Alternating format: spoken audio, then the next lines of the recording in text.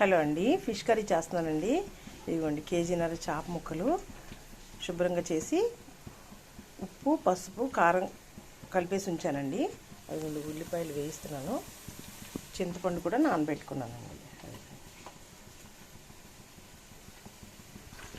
అవన్నీ మసాలా కోసం కొద్దిగా అల్లం అండి, వెల్లుల్లిపాయలు, కరివేపాకు, జీలకర్ర, 2 లవంగాలు, 4 యాలకులు, చిన్న చెక్కలండి, చెక్క ముక్కలు 2 ఇంటివి మిక్సీ చేసి వేస్తాను.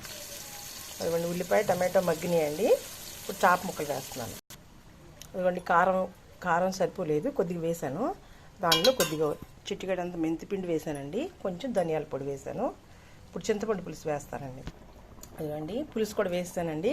అదిగోండి గరం మసాలా తయారు చేసుకున్నాను కదా, పచ్చిమిరపకాయలు కొత్తిమీర వేసేస్తాను. అదిగోండి రెడీ అయిపోయిందండి. నచ్చినట్లయితే లైక్ చేయండి. ఫిష్ కర్రీ అండి. ఓకే అండి, బాయ్.